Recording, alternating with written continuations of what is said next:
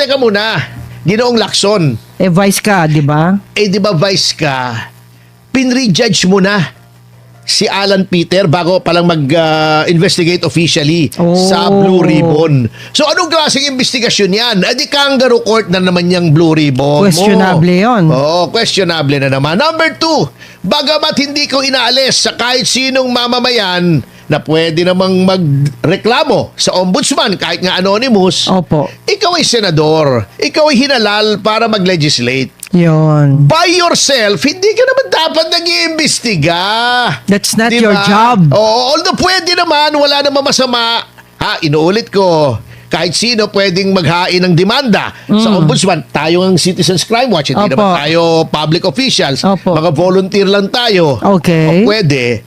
Bakit naman nag-imbestiga ka? Ibig sabihin, yung investigasyon mo, unang-una, hindi naman yan ang papel na ibinigay sa'yo ng mga botante. Yun lang. Legislator ka. Unless in a committee setting ay nag-iimbestiga ka. Opo. Number 2, ginamit mo yung tanggapan mo laban sa kapwa senador. At hindi may aalis sa ating mga kababayan na maghinala na political ang motivation mo. Yun Sapagkat lang. nasa minority si Alan Peter, ikaw ay nasa majority. At isama mo pa, Manang Juby, Opo. yung paratang sa kanya, namulat sa pool nung siya pa nga ang chairman ng Blue Ribbon, ay pinagtatakpan na niya ang Malacanang, nagiging kaduda-duda. Oo. Yun lang. Kanyang motivation. Yung kanyang agenda. Hindi, namali. Yan ang mabigat. Namali lang Ayan. siguro yung Speaking of ang sports, Opo. mukhang nagbo-boxing na naman si Senator Ping Lacson at si Senator Alan Cayetano tungkol sa di umano'y mga anomalya sa Ayan. mga flood control at iba pang mga infrastructure projects Opo. sa Taguig. pero Meron mga ghost, sabi ni Lacson May mga ghost daw. Pero parang may mali si Senator dyan Ping Lacson. Anyway, in fairness tayo parehas tayo rito. Opo. Saludo ko dyan kay Senator Lacson kasi I know for a fact na from the start, hindi po kumukuha yan ng pork barrel. Oh. Siya lang. Si Miriam Defensor, hindi yata. Oo. Ayun. Babalik kay Lacson. Hindi talaga siya kumukuha. Ngunit, pagdating Okay pala dito si sa Lacson. birada niyang ito, ako ay nagtataka. Unang-una, di ba sabi niya, meron daw findings ang kanyang opisina na dadalhin niya sa ombudsman laban kay Senator Alan Peter Cayetano for plunder, malversation, kung anong chuchu-chuchu ni Paring Ping. Bakit Okay. kayo nag-imbestiga? Hindi, yun nga, okay. Liwanagin natin. Sige po. Ang Senado as a legislative body ay pwedeng mag-imbestiga in aid of legislature. Number 2, merong isang unique na committee sa Senado, yung Blue Ribbon Committee. Why do I say unique? Ang Blue Ribbon po kasi ay kakaiba sa ibang committee. Ang ibang mga committee, pwede lang yan mag-conduct ng hearings kapag may nag-request. Halimbawa ako, senador, nag-privilege speech ako dyan sa, let's say, magbigay ka ng isang ahensya ng gobyerno. Kahit ano. DPWH nga. DPWH ay may anomalya. Oh. Eto, nakakita ko ng ebidensya after ng privilege speech, pwede mong i-refer sa proper committee. Halimbawa, DPWH, Opo. Committee on Public Works. Meron yan. Opo. Yan. Saka lamang mag-imbestiga in aid of legislation yung committee na yon. Ang Blue Ribbon Committee, pwede motu proprio, ibig sabihin by itself, pwedeng mag-initiate yan ng investigasyon. Pwede. Yan, Okay. So, pwede. Pwede. Kung Blue Ribbon, si Ping ay vice chairman, di ba? Opo. Ng Blue Ribbon. Bakit hindi sa Blue Ribbon niya imbestigahan si Alan Peter? Bakit Ayun. sasabihin niya muna, eto, isasubmit ko sa ombudsman ang findings ng tanggapan ko. Hindi pwede yun. Hindi ibig sabihin, hindi kami mag-iimbestiga sa Blue Ribbon. Oo. Pero Para siya ang mag-imbestiga. Oo. Teka muna. Ginoong Lacson. Vice ka, di ba? Di ba vice ka? Pinrejudge mo na si Alan Peter bago palang mag-investigate officially Oh. sa Blue Ribbon. So anong klaseng investigasyon yan? Di kangaroo court na naman yung Blue Ribbon. Questionable yun. Oo, questionable na naman. Number 2, bagamat hindi ko inaalis sa kahit sinong mamamayan na pwede namang magreklamo sa ombudsman kahit nga anonymous, Opo. ikaw ay senador. Ikaw ay hinalal para mag-legislate. Yun. By yourself, hindi ka naman dapat nag-iimbestiga. That's not Diba? your job. Oo, although pwede naman, wala namang masama. Inuulit ko, kahit sino pwedeng maghain ng demanda sa ombudsman. Tayo ang Citizens Crime Watch, hindi Opo. naman tayo public officials. Opo. Mga volunteer lang tayo. Okay. O pwede. Bakit naman nag-imbestiga ka? Ibig sabihin, yung investigasyon mo, unang-una, hindi naman yan ang papel na ibinigay sa'yo ng mga botante. Yun lang. Legislator ka. Unless in a committee setting ay nag-iimbestiga ka. Opo. Number 2, ginamit mo yung tanggapan mo laban sa kapwa senador. At hindi may aalis sa ating mga kababayan na maghinala na political ang motivation mo. Yun Sabagkat lang. nasa minority si Alan Peter, ikaw ay nasa majority. At isama mo pa, Manang Juby, Opo. yung paratang sa kanya, namulat sa pool nung siya pa nga ang chairman ng Blue Ribbon, ay pinagtatakpan na niya ang Malacanang, nagiging kaduda-duda. Oo. Ayun lang. Kanyang motivation. Yung kanyang agenda. Hindi, namali. Yan ang mabigat. Namali lang siguro yung advisor ni Senator Ping Lacson. Naku, ang tagal-tagal na niya. Sinong advisor Yan na mo, siya sir? Ayan. Diyan na naging kulubot ang puwit niya sa Senado eh. Hindi. Minsan kasi yung mga advisor, malalakas yan eh, di ba? Ay naku, hindi na kailangan ng advisor niyan. Oh. Ibig mo sabihin, baka yung advisor din niya nagsabi Oh, na pwede. nung nagkawaran siya, magtago siya. Ganun ba yun? Pwede ka. Alam mo, pag nag-guest na yung prosecution sa maraming talk show, ibig Wala sabihin, na. nangangamote. Oo. Okay. And not only Sige. that, nagagamit yung media. Oo. Para lang sa kanilang kapakanan. Ano nga alam mo, Nagiging ganun nakikita na. na natin yung ibang mga media outlets, wag namang mamasamain. Nagpapagamit kayo. Wag namang masamain ang ating mga ibang kapatid sa Hanap buhay. pamamahayag. Pero Opo. masama talaga yung ginagawa nila, oh. Ano ba yan? Kasi bias na bias eh. Bias magtanong. Katulad ng isang headline. Sabi daw noong witness, yung mga pondo daw ay ginamit personally. Yun ang headline. Pero pag binasa mo, Hindi pala yun. hindi pala yun. Ang sinabi naman kasi, may Clickbait. presumption. Clickbait may lang yun. presumption. Oh. Pero ang headline, parang kinuha na, kinupit na. Naisahan ka. Ni VP Sara yung pera. Oh, grabe maliwanag na maliwanag, tinanong yung auditor. Kaya binasa. Ayun na naman yung, ayun na naman yung kwan. Ayun na naman yung, may ayun. Parang putol eh. Ayan. Ang likot ni attorney talaga. O, tingwa. Ang likot sa camera. Alam mo, Nawawala ka na sinabi naman. na nga ng auditor, walang ebidensya na ginamit Ayun. ni Sara na pumunta sa kanyang sariling bulsa. Kung meron mang mali, yun ay sa liquidation. Yung suporta kung saan ginamit, pero walang ebidensya na ito ay pumunta sa sarili niyang kapakanan. Hindi katulad ng maleta, may ebidensya. Grabe. Sinasabi ng 18 Marines, deliver. Ayan. Martin, Dapat, deliver attorney. kay Ferdinand Jr. Di ba sabi ng mga Marines?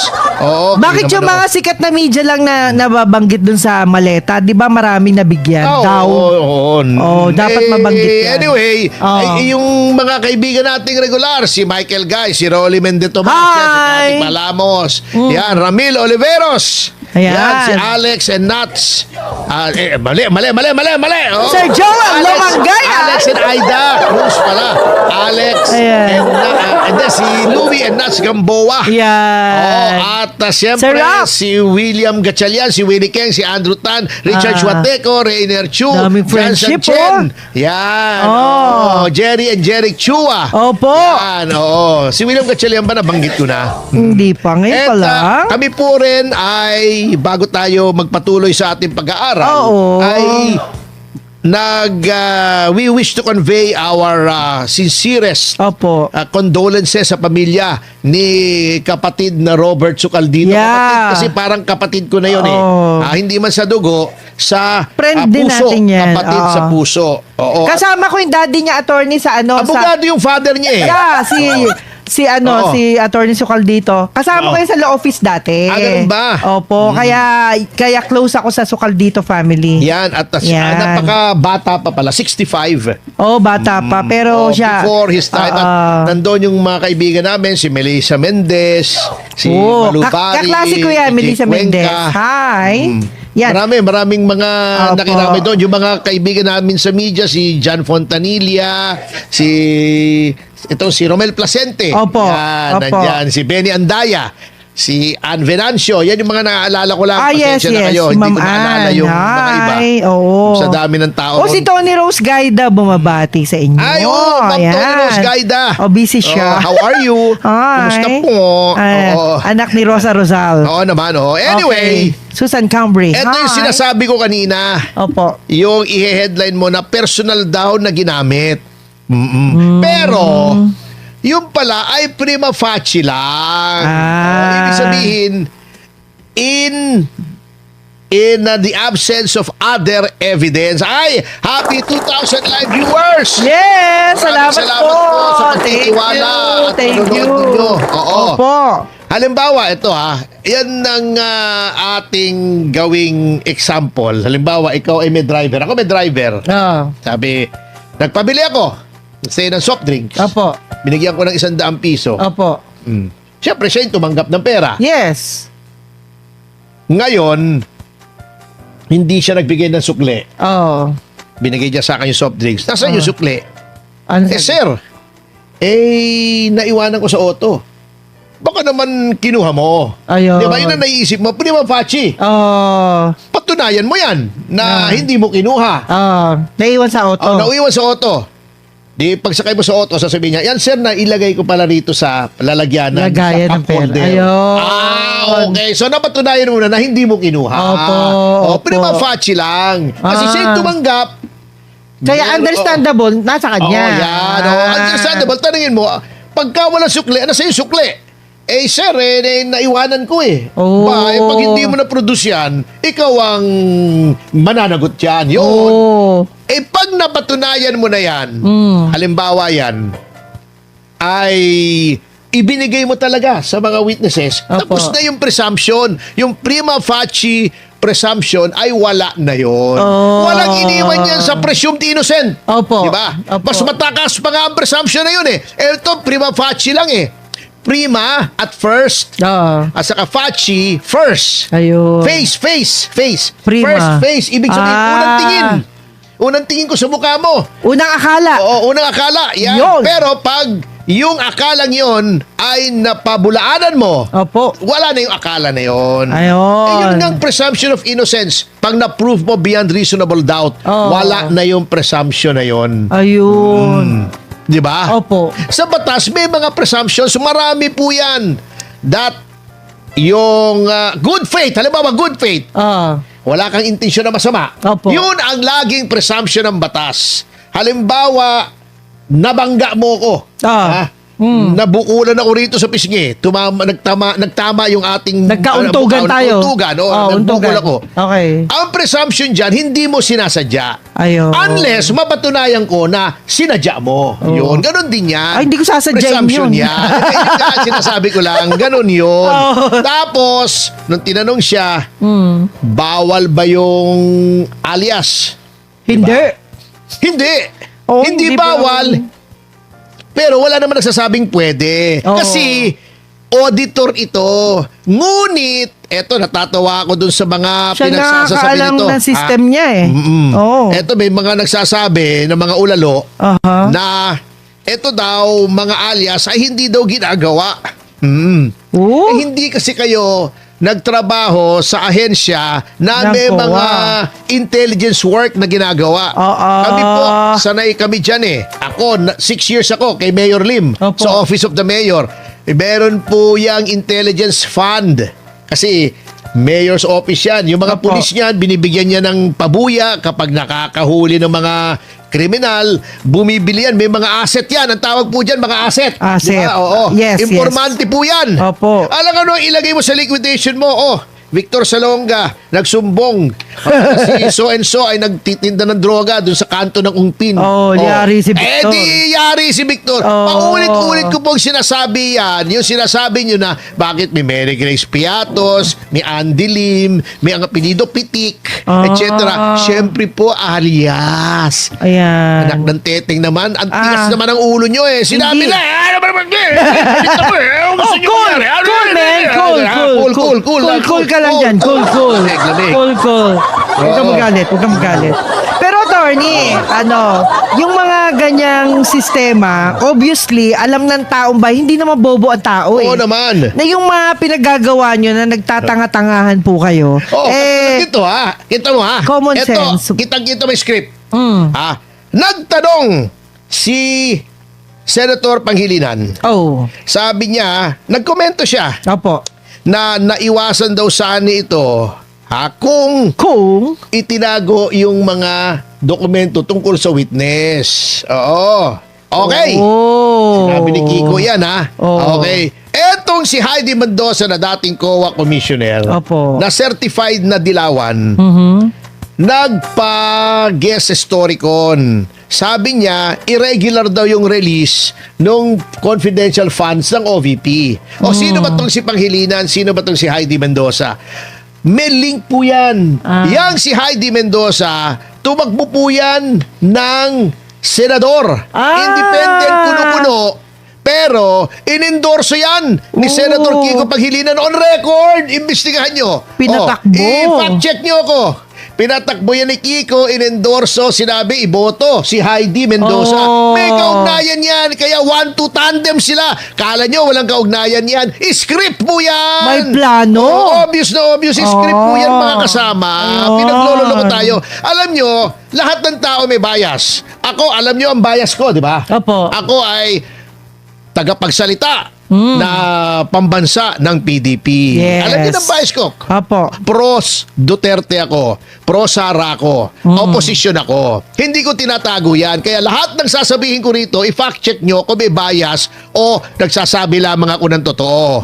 Ngunit itong mga to, ang ayoko sa mga ito, mga ipokrito, mga mapaglinlang Kunyari, hindi sila magkasama. bias. Ang gagamitin nilang title, dati akong COA commissioner. Hindi nila sasabihin, sila ay may kaugnayan sa isa't isa. majority na gustong ma-impeach si Sara Duterte katulad ni Kiko Panghilinan. Pampadagdag pala yan. Nakakayamot dito sa mga to. Pinagloloko tayo. At isa ko, transparent ako.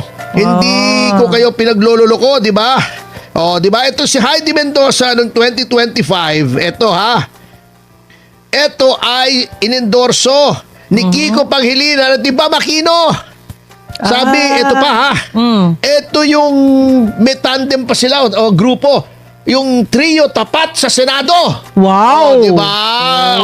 Galing yun niloloko nyo kami. Kunyari, wala kayong script. Kaya lang, scripted hindi. yan lahat. Hindi kami paglolokohin dito. At matatalino po kami. Niloloko nyo kami. Pero attorney, kaya lang, hindi pinagbigyan ng Panginoon. Alin? Ba? Hindi. Yung sinasabi mo. Ewan ko kung bakit. Baka Hindi alam pinagkaloob yan ng Panginoon. Kayo naman, Yun pinagloloko nyo lang. kami.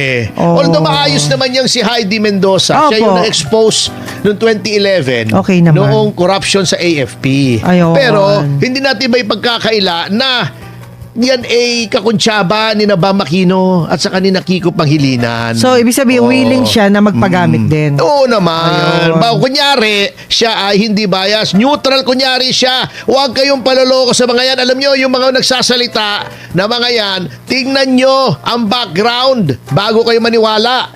Kasi, at least ako, alam nyo, background ko. Di ba? Manyakis pa daw ako.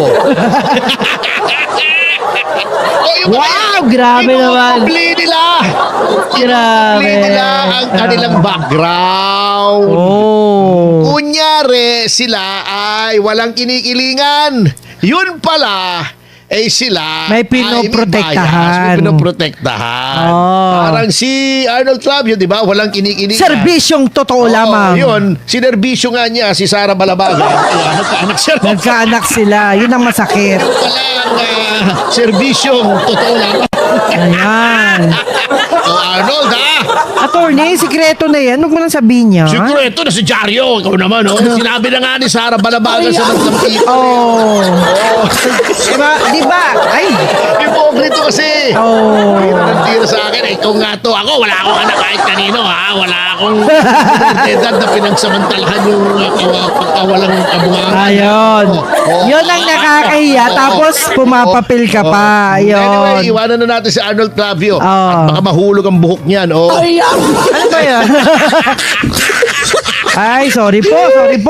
Yan. Oh, speaking of Sa totoo lang. background, ano ba naman ito? Hindi ba nag-imbestiga talaga itong ating Pangulo dito kay Acting Chairman Pujalte at meron na namang demanda. Alam mo, dalawang bagay ito. Di ba kahapon sinasabi natin may demanda siya for casino. Opo. Ito naman graft. May bago na naman. Ito may finri siyang mga pagbibili ng mga gamit. Ito, dalawang bagay ito, ha? Dalawang bagay ito. Magiging parehas tayo kay Secretary Pujalte, Acting Opo. Secretary Pujalte. Pujalte. Hindi ko siya kilala. Walang lumapit sa akin para tulungan siya. Pero ang tagal ko na po kasing nasa gobyerno, ang tagal ko ng abogado. Either totoo ito, ha? Oh. Na siya ay sugarol at siya ay may anomalya. Or, number 2, eto, posibilidad, ha? Aha. Again, hindi ko kilala tong si Pujalte. Opo. Oh, alam mo tong si Benjamin ba? Benjamin. Aha. Oh. Etong si Benjamin Pujalte. Ayan, iho de Pujalte. Oh, siyempre, di ba anak siya ng Pujalte? Kaya iho de Pujalte. Naririnig ko sa mga Ilongga Iho de Puga. Oo, Ano ito, yun? oo. Ano ba yung Puga? Hindi, Ayan. ganito mamaya na. On air tayo. Oh, Ikaw sige. naman, nagtatanong ka naman. Ay, sorry. Tinatanong mo. Oh, sige. Alam mo, marami Sorry akong po, kilalang Ilongga kasi mga malalambing yan eh. Hindi ko kasi alam si yung words. Myrtle Sarosa sa si Claudine Barreto, parehong mga Ilongga yan at pagkalalambing ng mga babae. Oh. Alay. Oh. Anyway, Ay siya, sige. either to or meron tong natapakan sa DOH na ino-operate siya. So, dapat mag-ingat din tayo. Kasi parang sunod-sunod eh.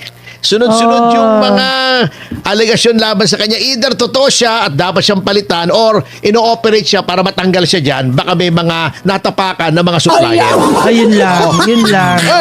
Pwede yun. Oo. Yun ang aking take dyan. Kaya, under advisement kung ito ay talagang dapat tanggalin o baka ino-operate lang. Ayan. Baka Hindi naman. natin alam. Alamin natin.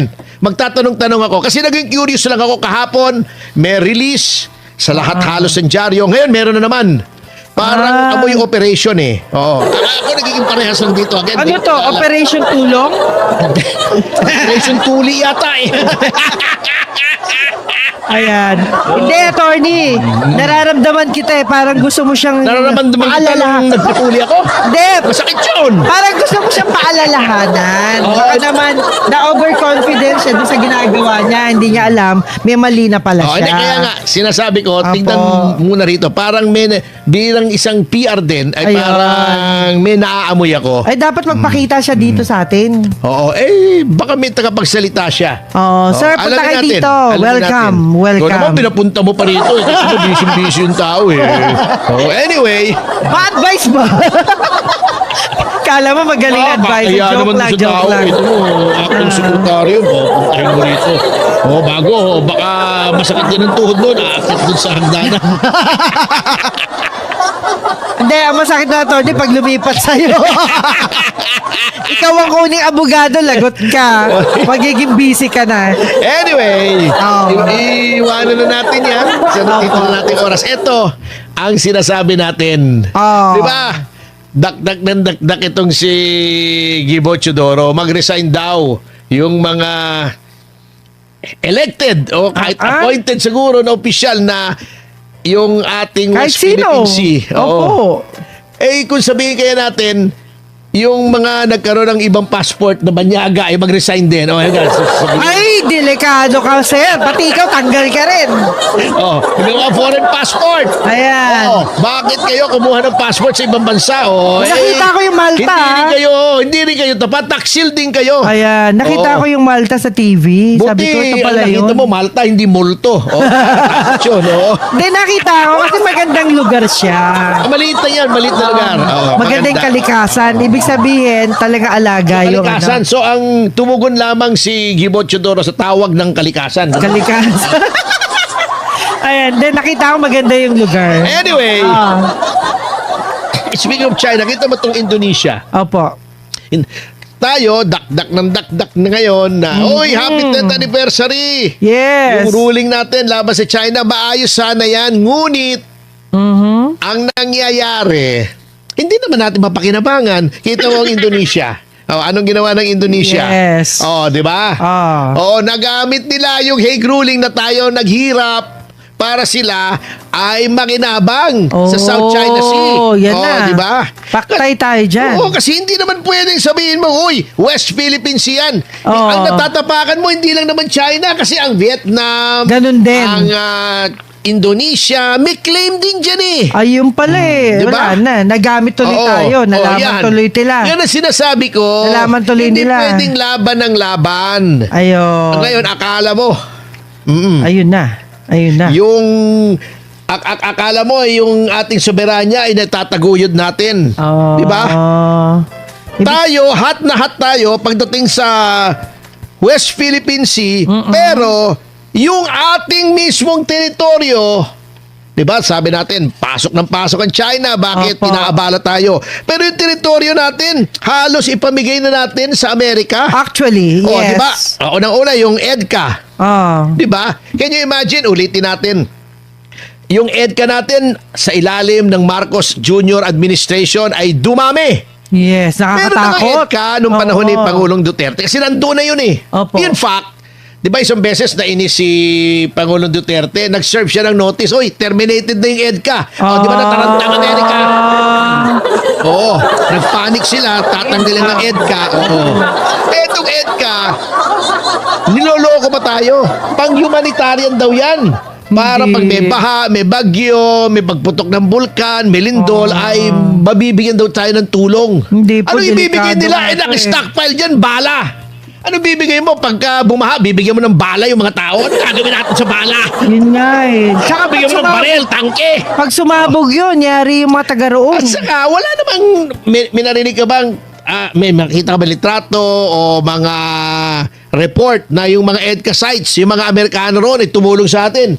Never. Huwag nyo na kaming Wala. lokohin. Yung EDCA sites na yan ay prepositioning para sa war material ng Amerika at saka ilang personnel nila. Ayun. Pagkatapos ng EDCA, ayun naman yung Tayo ang Pax yari. Silica. Baka tayo ang kawawa. Alam niyo yung Pax Silica, Hmm. parang open declaration na kalaban natin ng China sapagkat ang pakay niyang Pax Silica, Hmm. alam nyo, ay para ipitin ang China kasi natatakot po yung mga Western powers sa pangunguna ng Amerika Aha. na ang China ang may control ng mga materyales na ginagamit sa AI, sa electronics, etc. etc. Sabi nila, hindi pwedeng kontrolado ng China dyan. Dapat may sarili tayong supply. Ayun. So, gagawin 31 na yun. countries yan. Ang dami niyan. Pero, sa 31 countries, saan, sinong nauto nila na magpabungkal ng lupa, mag-ubos ng tubig, paalisin yung mga magsasaka. Yun ang delikado. Maglagay ng isang teritoryo 1,400 hectares na ang batas ng Pilipinas ay hindi iilan. Baliwala. Oo. Magkakaroon ng pollution, masisira Yun. ang kalikasan. Sino? Sa 31 countries, tayo lang. Tayo lang ang ututo na pumayag dito. Oy, Sa grabe. Pax tayo dito magmina. Ba't hindi kayo magmina sa Brazil? Correct. Kasama sa Pax Silica yan. Bakit hindi sa mismong Amerika? Meron sila eh. Alam mo kung bakit ayaw nila? Kaya bakit walang masyadong lithium sa Amerika? Mahal nila yung bansa nila. Oo, ayaw Yun nila. lang yun. Sa kanila, nagbubungkal ng lupa. Oo, di ba? Napopollute, ayaw nila. Pero Gusto tayo, nila dito.